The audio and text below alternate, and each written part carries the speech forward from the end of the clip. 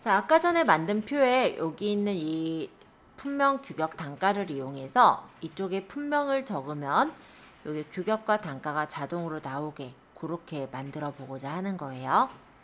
그래서 품명 범위를 잡아서 이름 정의를 해줄 건데 이름 상자에다가 품명이라고 적어주시면 이렇게 품명 범위가 잡혀졌어요. 그러면 만약에 이렇게 품명을 누르면 딱 이렇게 품명 범위가 잡혀지죠. 자, 그리고 여기서 품명을 구해 볼게요.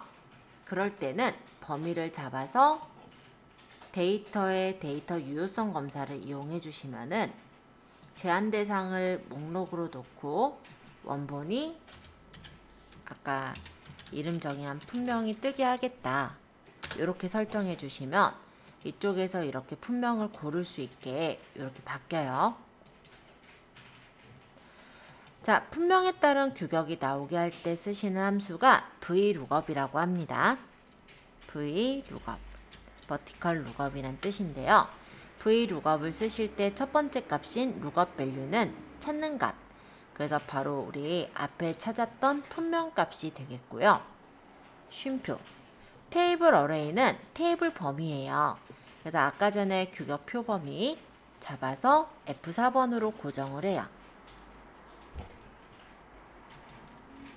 아마 F4번으로 고정하면 앞뒤에 이렇게 달러가 붙을 거예요. 그 다음 쉼표. 그 다음 콜 인덱스 넘은 열번 호인데요. 규격은 두 번째 열에 있죠. 그래서 콜 인덱스 넘은 2. 그리고 쉼표. 그리고 여기에서 수박일 때의 규격이 딱 정해져 있죠. 이 값이 정확하게 나오게 할 때는 false 정확히 일치를 골라주시고 괄호를 닫고 엔터를 치시면 규격이 나오는 거예요. 근데 이 규격을 채우기 핸들로 끌어보시면은 데이터가 있는 거는 제대로 나오지만 데이터가 없는 것들은 이렇게 5, 6으로 뜰 거예요. 자, 이럴 때 데이터가 없는, 그러니까 오류가 뜨는 것들은 빈칸이 나오게 해라 라고 만약에 설정을 하고자 한다면 이 규격 앞에다가 if 에러를 쓰시는 겁니다. if 에러라는 건 무엇이냐면 에러가 났을 때 에러 대체 텍스트를 적어라 라는 거예요. 그래서 if 에러를 적고 이 vlookup으로 구한 게 value 값이 되는 거고요. 값이 되는 거고 이 뒤에다가 쉼표를 해서 value if 에러가 났을 때는 빈칸이 뜨게 해라. 그래서 다운표 두 개를 적고 괄호를 닫은 게 여기 있는 규격이라 보시면 돼요. 그러면 여기서 품명을 고르면 그에 대한 규격이 나오고 품명을 지우면 규격이 이렇게 지워지게 되죠. 수량은 우리가 입력을 할 거니까 비워놓고 단가를 똑같이 가져올 건데요. 마찬가지로 단가는 품명에 따라서 단가가 달라져요. 그럴 때 우리가 쓰는 룩업이 VLOOKUP. 표가 가로 방향이 아닌 세로 방향이기 때문에 vertical lookup이란 뜻의 VLOOKUP이고요. 자, lookup value 찾는 값은 수박에 따른 단가가 필요한 거니까 해당 줄에 품명을 찍어주세요. 쉼표. 테이블 어레이는 테이블 범위인데 품명 단가 범위를 잡아주시고 F4번을 누르시면 고정이 됩니다.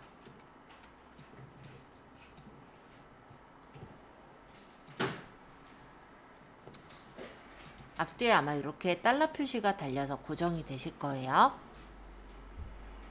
그 다음 쉼표. 콜 인덱스 넘은 열번호인데 단가는 하나, 둘, 세 번째 열이죠.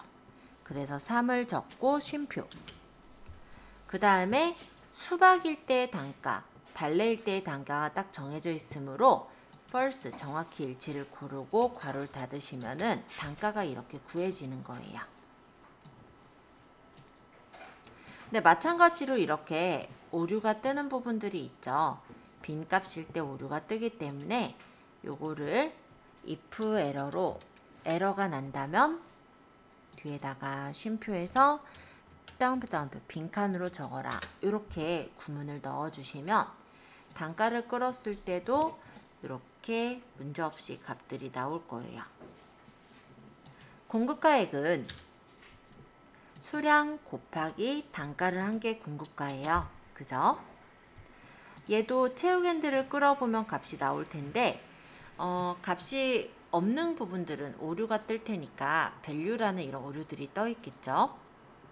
그럼 이런 오류가 뜨지 않게끔 할 때 아까 전에 했듯이 수식 앞에 if 에러 그리고 수식 뒤에다가 쉼표하고 따옴표 2개 붙이고 괄호 닫고 엔터. 그러면 공급가액이 값이 구해지는 거는 구해질 테고 아까처럼 에러가 나는 것들은 에러가 뜨는 게 아니라 빈칸으로 처리가 되겠죠? 세액도 마찬가지. 원래 세액은 공급가액 곱하기 10%로 계산이 돼요. 그럼 세액도 계산을 뽑아보면은 이렇게 계산을 할 수 없는 부분은 에러가 떴을 거예요.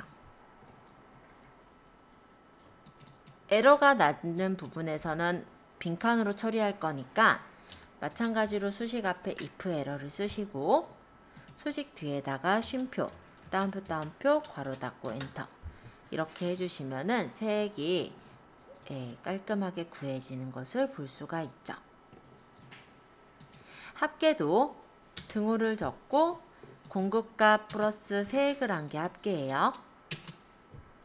근데 이거를 체육핸들을 끌어보시면 이렇게 값이 아예 없는 곳은 에러가 떠요. 그러면 에러가 뜬 것을 빈칸으로 나타나게끔 하기 위해서 if 에러 합계 뒤에다가 쉼표 하시고 따옴표 괄호 닫고 엔터 치시면 합계가 역시 구해지게 되겠죠.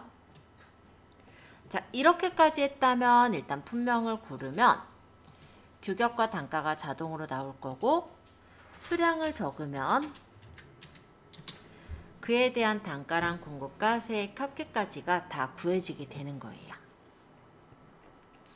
이 부분은 실제 한번 설정해 놓으시면은 그 다음에는 특별히 어려울 게 건들 게 없기 때문에 처음 설정하시는 게 조금 복잡했을 것 같아요. 자, 어쨌든 이 위쪽에는 합계가 뜨게끔 할 거니까 일단은 우리가 홈 탭의 자동 합계를 활용을 해 볼게요. 그래서 합계 범위를 쭉 잡아서 엔터를 치시면 여기 합이 이렇게 나오게 됩니다. 그럼 이 값을 오른쪽 마우스 버튼 셀 서식으로 가셔서 한글로 나타내고 싶다면 표시 형식의 기타 숫자 한글을 골라주시고 사용자 지정으로 갈게요. 자, 원래 이대로만 해도 45만 1천이라는 한글로 바뀌어지는데 앞 뒤에다가 조금 더 이쁘게 읽음과 원정이라는 어떤 단어를 붙일 거예요. 그래서 이 DB 넘사 앞에다가 클릭하시고 읽음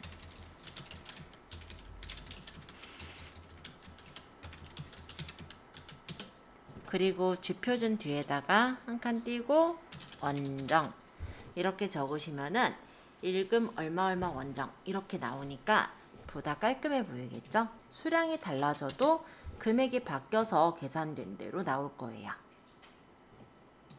뭐 당연히 개수가 추가되면은 그 추가되는 대로 계산이 돼서 또 나오겠죠? 자, 이 부분은 이 값이 이제 숫자로 나타나게 할 거라서 등호를 적고 합계를 찍어서 엔터 치시면 숫자가 일단 옵니다.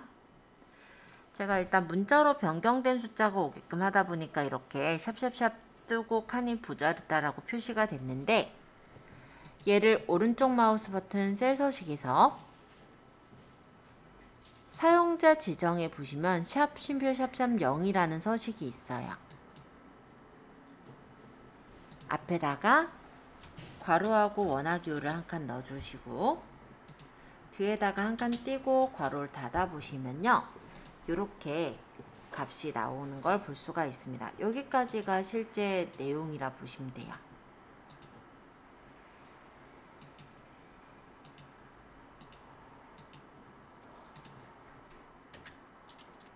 그러면 수량 넣으니까 딱 계산이 바뀌어서 들어가죠. 자, 요거를 한번 연습을 해보시면 돼요.